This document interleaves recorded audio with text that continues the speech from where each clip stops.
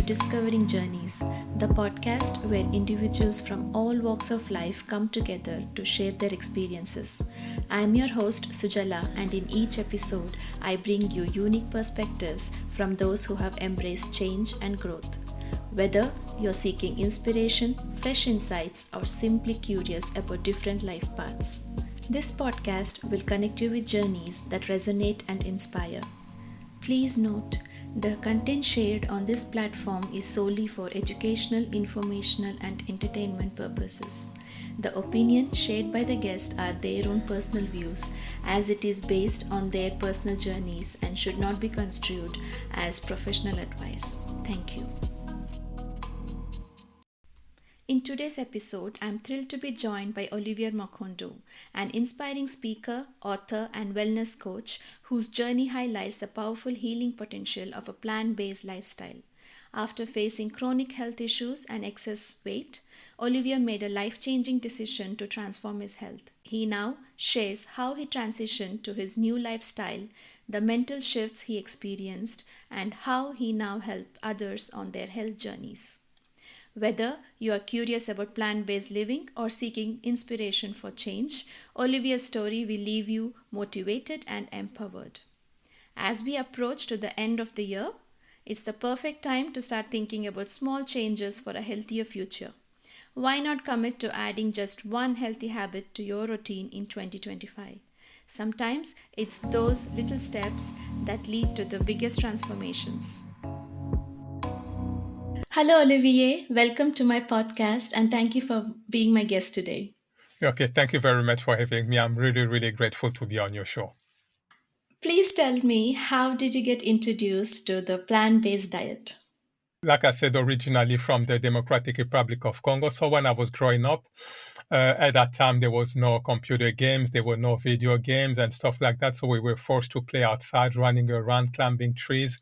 So we were always in movement. And for example, I remember when we were during the summer holiday, I will wake up maybe at 7, at 8, I'll be out with my friends playing football.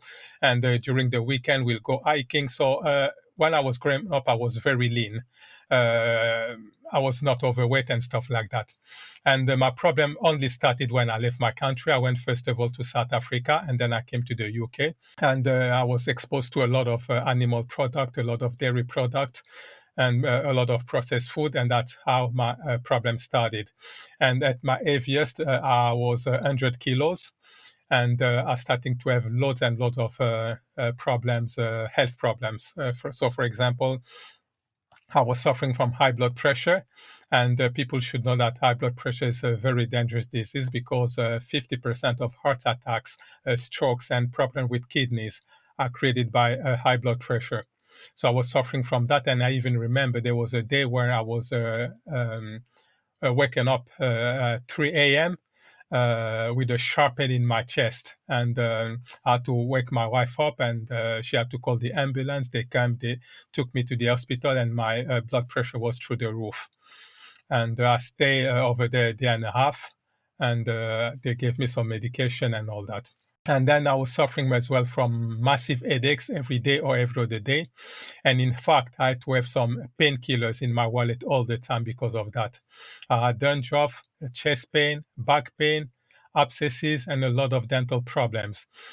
Because I had a very bad eating habit. So even at midnight, I would have my bottle of Coca-Cola with some biscuits, some cakes, and stuff like that.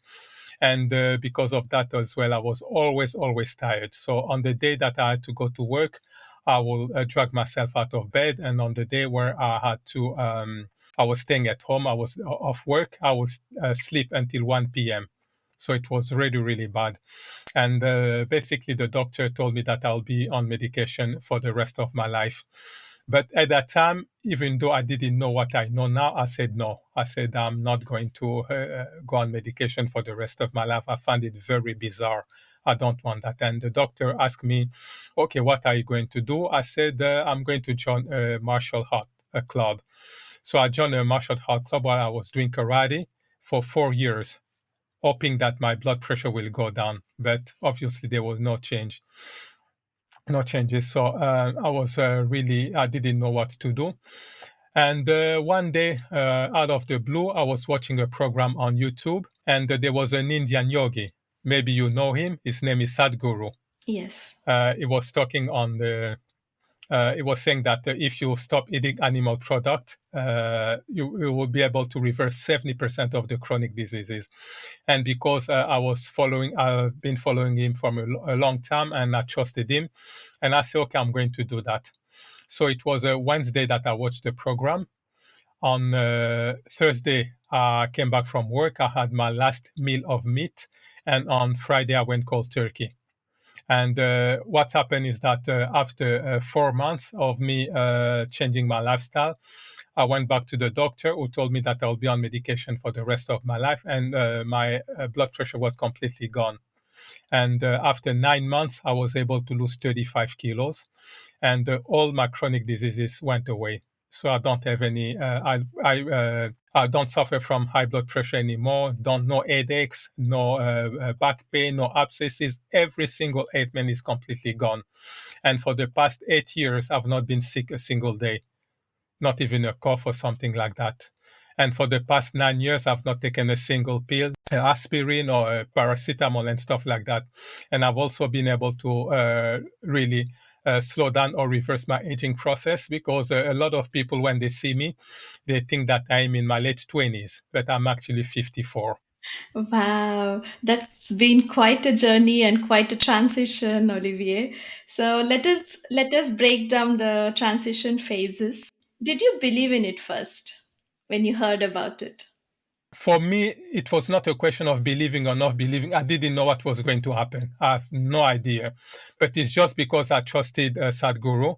I said, okay, I'm going to do that. But I didn't know if it was going to work. And in fact, the following week, I had my situation got worse. For a week, I had headaches for 3 days that I've never had in my entire life.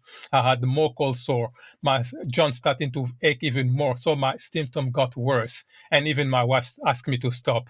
But I said, no, I'm going to continue.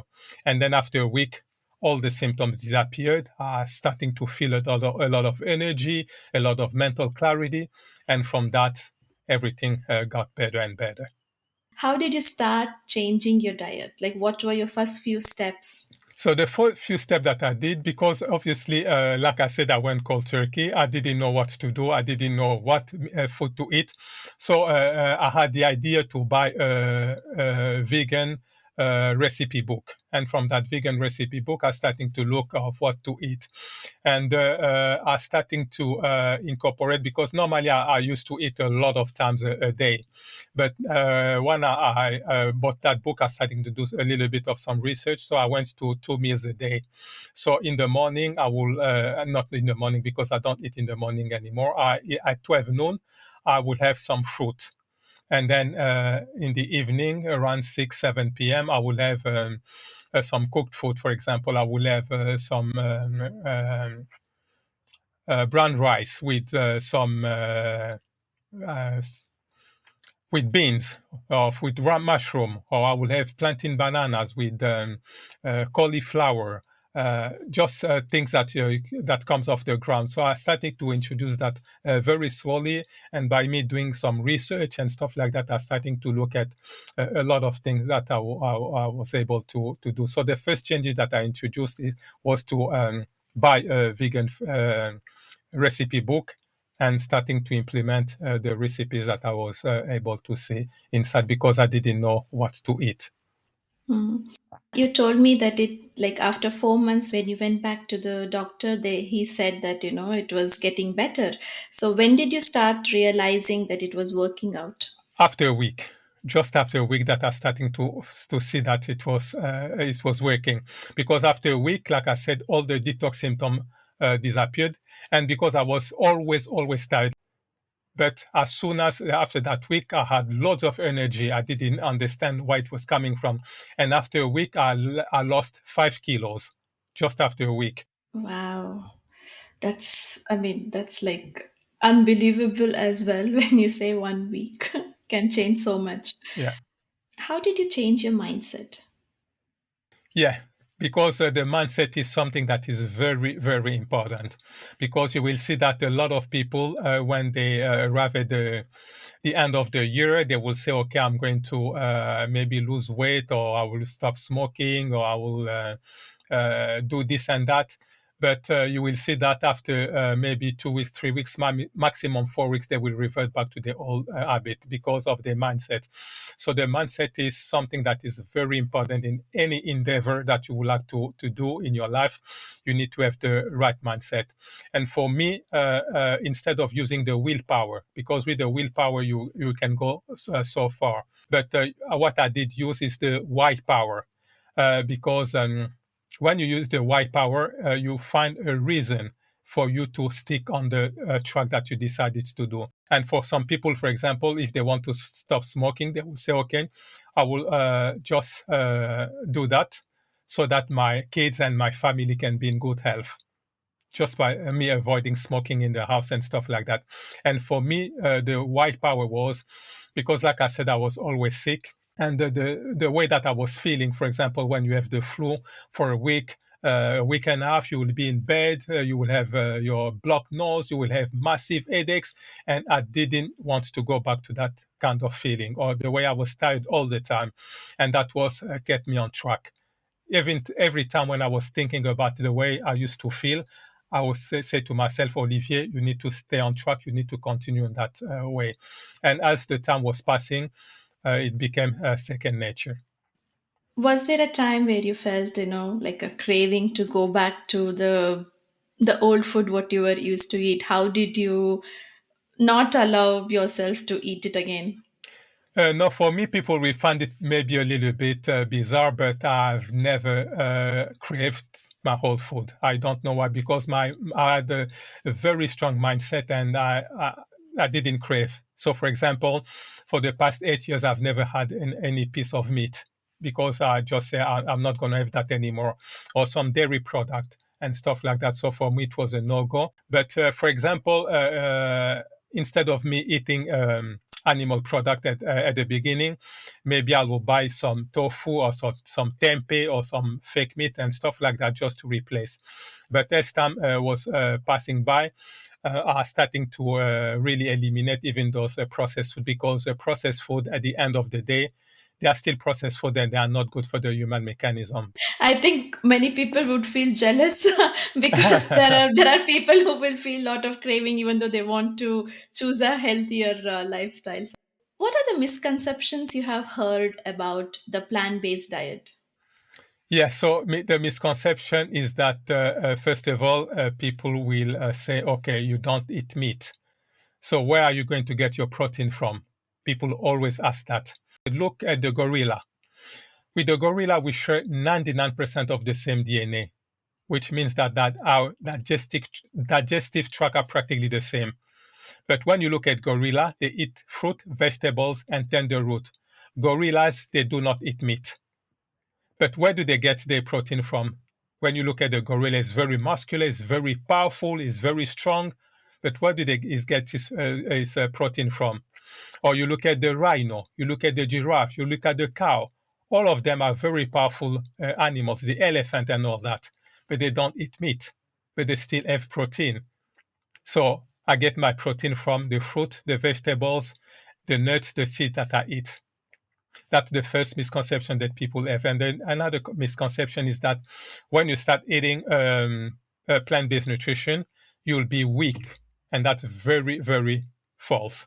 Because in my own experience, I was always tired when I was eating animal product and all that. Because when you look at when you eat animal product, what's happened is that the bowel transit time is too long. And what do I mean by the bowel transit time? For example, when you eat a piece of fruit, it will take 3 to 4 hours to pass through a system. Vegetables, it will take 12 hours to pass through a system. You eat cooked vegetables, it will take between 24 and 30 hours to pass through a system. But if you eat meat, fish, or chicken, it takes 72 hours or 3 days to pass through a system. So meat takes too long to pass through a system. And that's why you will see that carnivores, they've got very short intestine, while herbivores and human beings, they've got longer intestine because fruit and vegetables pass through the system very quickly. And when you eat meat, it starts rotting inside the gut. And that's why a lot of people are always tired. And that's why I was always tired, like I said. But when I stopped eating all these animal products, I've got a lot of energy. And I don't even remember one day waking up in the morning and being tired. It doesn't happen anymore. Even when I go to sleep at 2 a.m., Yeah, I'm a vegetarian myself. I have been born in a vegetarian family, and it's by birth and by choice I'm a vegetarian. So it feels good to hear, but I'm not yet off the dairy products yet. And this is one another question as a vegetarian I have in the recent times, which I've seen is there are many people who have their B12 low, and they say that the only way you can get your B12 is via animals. that's completely false because when you look at the bacteria in our mouths, in the saliva, in the intestine, they can produce the B12. You don't have to eat animal product to have the B12. You don't have to do that. And even when you have the B12, the body is so intelligent that it can recycle the B12 all the time. So you don't need any source of B12 like animals and stuff like that. You don't need that. And even when you look at the quantity that we need for an entire life, it's not even more than your pinky. What would you suggest to naturally increase your B12? Yeah, so for me, for example, if I have to say to people still want to increase their level of B12, they can eat a lot of oranges and mushrooms. There is a lot of buzz which is happening around dairy products that it is no longer good and it is no longer efficient what it used to be. And why do you think so? Yeah, so for me, first of all, what I will say is that when you look at the dairy products, you will see that human beings are the only species in the entire creation to drink milk from another species. You will never ever see that. You will never see, for example, a cat drinking dog's milk or a goat drinking cow's milk because every milk is specific to its own species. And what do I mean by that? For example, if you look at the rabbit milk, it contains 10 times more protein than the human milk. And why is that? It's because when the baby rabbit is born, it's so small that it needs to double itself within the first week if it wants to sustain life. You look at the seal's milk, it contains lots of 40% fat because the baby seal need to produce fat very quickly because it's very cold in the North Pole. You look at the human's milk, it contains lots of lactalbumin because we need to produce amino acid. You look at the cow's milk, it contains lots of casein. So you can see that every milk is specific to its own species. And when you look at the cow's milk, it contains lots and lots of growth hormones and lots of calcium. Because when the baby calf is born, he weighs something like 30 kilos. And after 3 months, he needs to triple that weight. And later on in life, is going to be turned into a big bull or a big cow. And when we people we drink cow's milk, our body will analyze and see that now we've got too much calcium. And when we go to urinate, we're going to lose that excess calcium to the expense of our own calcium. And when you look as well, you will see that in the cow's milk, you've got lots of phosphorus.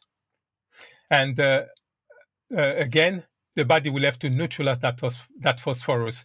And to do so, it's going to leach out the calcium from our bones, our teeth, and our muscles. And that's why you will see a lot of people who drink cow's milk will start suffering from osteoporosis, which is a condition which makes your bone brittle. And you will see that in the countries where the milk intake is very high, you will see high incidence of osteoporosis as well. And you will see as well that in the entire creation, human beings, again, are the only species who drink milk when they're adult. You will never see any animal drinking milk when they're adult. And there's an enzyme which is called lactase, which enables people to digest the milk. And when we reach the age between 2 and 4 years old, that enzyme ceases to be produced, which is suggestive that we need to stop drinking milk. And people need to be aware of the fact that 70% of the world population is lactose intolerant. And when I say lactose intolerant, it doesn't necessarily mean that people will start suffering from a severe allergic reaction. No, it can manifest itself in a subtle way, such as chronic fatigue, chronic inflammation, digestive problems. And here I'm going to give you a list created by dairy product. You've got anemia, ear infection, eczema, asthma, osteoporosis, cancer, obesity, appendicitis, and the list goes on. Even if they say that the old milk was good, or I don't think that in any way we have to drink milk. If we have to drink milk, it needs to be human milk. That's what we need to eat, to drink. And usually, because I'm a speaker, and when I go to give talks, I will ask people, for example, in the audience, I will say in the audience, if there's a woman who is breastfeeding, and if she can express her milk and put that in a glass, and I ask the audience who will be willing to drink that milk. And most people say no, they don't want to drink human's milk, but they're okay to drink cow's milk, and that's very bizarre. So in any way, we don't have to drink cow's milk because it's not designed for the human mechanism. How can you replace it? People say that, oh, you need calcium. If we want calcium, then you can eat lots of greens. For example, like kale, like spinach, like chia seed, like all these nuts. All of them, they've got lots of calcium.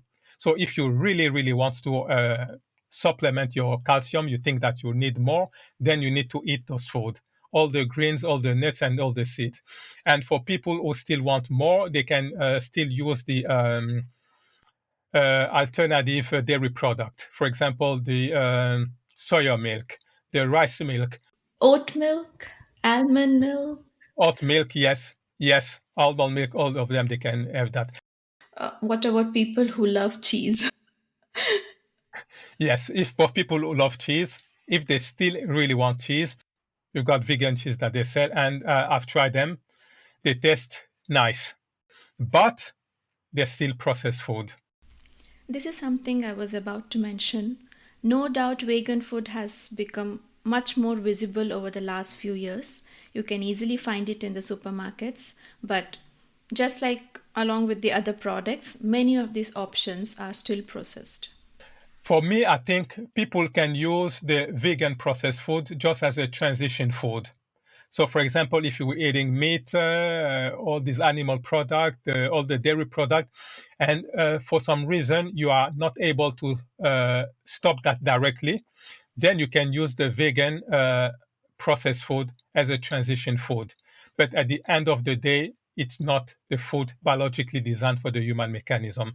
For example, if you want to have some vegan processed food, have that, but very small amount and less frequently. That's what people need to do. They can use that as a transition food, but at some point, they really need to stop that. Because, for example, the other day, I went to the supermarket and I saw two young guys. I presume they were vegans, and in their trolley, it was full of processed food. There was no fruit, no vegetables, nothing like all the trolley was full of processed food. And people will say, oh, but I'm vegan. Yes, you're vegan, but you're going to make yourself sick if you eat that way. How does one start adapting to a plant based diet? Like slowly. Yeah, so what people need to do, they don't have to do like me, who went cold turkey. That's not the good approach. Because when you do that, you can have, like myself, some detox symptoms, and this will put most people off. So that's not the right way to do. What you have to do, you need to start introducing those food very slowly. So, for example, let's say you were eating animal products 7 days a week. Maybe what you can do, you can decrease that to 5 days a week. And for 2 days, you don't eat animal product. You introduce a little bit of fruit. And then maybe after a month or something, you go down to 4 days a week where you eat meat, 3 days you don't. You introduce those changes very slowly. And for example, for the dairy product, you can decrease that. For example, if you were, let's say, eating cheese every day, maybe you can reduce that to 5 days. So you introduce those changes very slowly over a period of time, and then you will be able to see that the transition will be able to be done without any problems. So that's what people need to do. Go slowly, but the key is to do that consistently. What should a person do if they start craving? How do you divert your mind? Yeah, so for me, what I will ask them to do, first of all, is to have a very strong mindset. This is something that people need to have. But what they can do, for example, if they used to eat a lot of chocolate, they crave really chocolate, what they can do, they can go and buy vegan chocolate. The vegan chocolate, if they give you that, you won't even know that it's a vegan chocolate. They taste just that the chocolate made with cow's milk. For example, they want to eat meat. What they can do, they can go and buy, I don't know, some tofu. They can make some tofu. Okay, so the best way is to find an alternative for your favorite things and go to it and not go to your old favorite. Yes. And now coming to the last three questions before we end. What are the three things you would say to stop eating as of today? If I have to ask people to stop to eat three things, I will ask them to stop eating meat, animal product, to stop eating all the dairy product. I will ask them to stop eating most processed food. Most processed food, what they use is what is called aspartame. The aspartame will disturb your nervous system.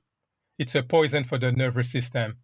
And when you look at aspartame, it is sold in more than 10,000 products that then sell in supermarket. You see aspartame inside.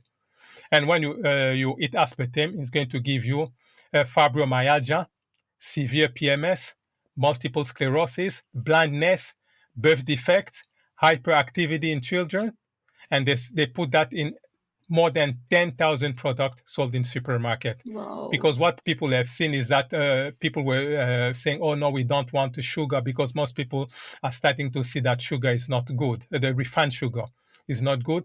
And then those scientists have replaced the refined sugar with a sweetener called aspartame. And aspartame is even more devastating.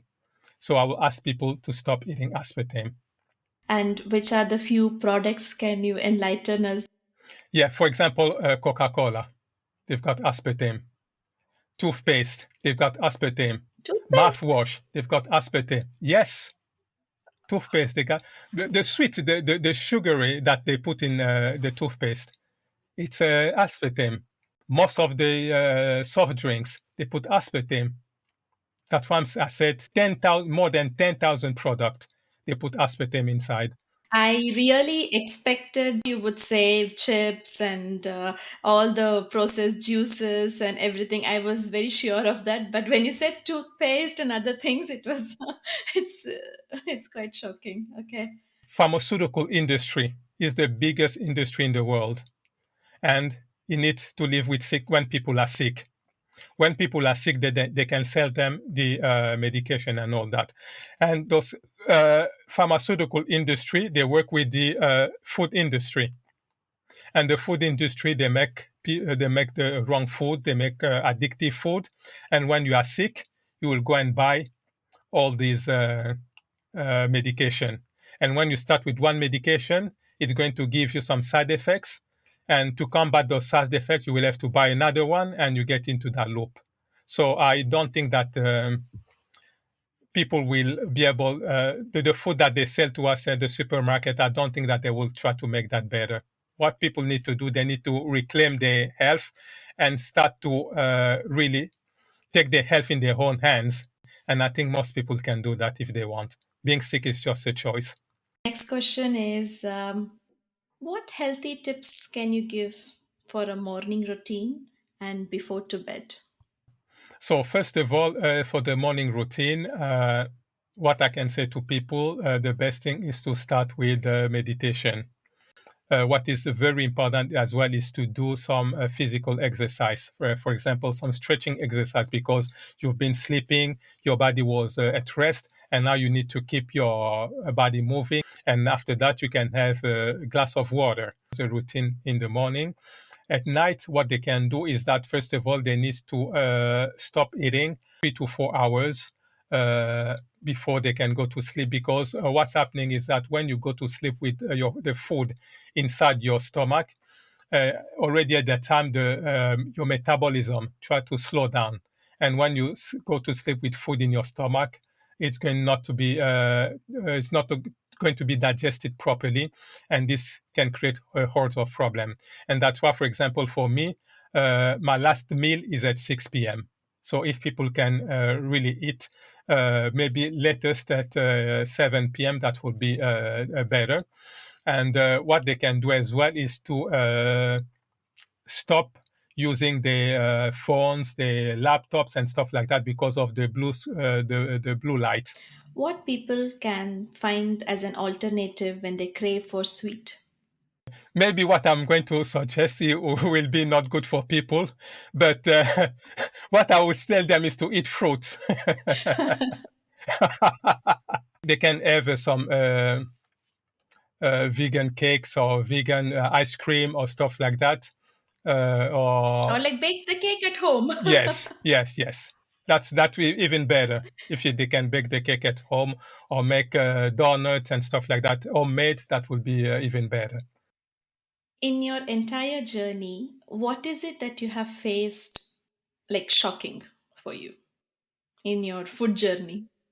In my food journey, what I've found out is that a lot of people, especially from my family and my friends, have not been encouraged. A lot of people have made a very, very bad comment about me. For example, at some point, because like I said, I've lost 35 kilos. I was weighing 100 kilos. Now I'm 65. And some people were even suggesting that I was HIV positive because I lost a lot of weight. And they say, why have you lost a lot of weight? Maybe you are sick and stuff like that. And especially from my country, people are not used to see people not eating meat. And some people have suggested that I'm doing black magic because I don't eat meat. So that's a little bit of the criticism that I've received over the time because of my the way I've changed my way of eating. Yeah, that must be hard to hear it from your own people for Yeah. sure. Yes. Yeah. It's very difficult when you hear that. And you have written a book as well. Yes, yes. I've written a book which is the plant-based nutrition, how it's going to change your life. And in the book, it's divided in four parts.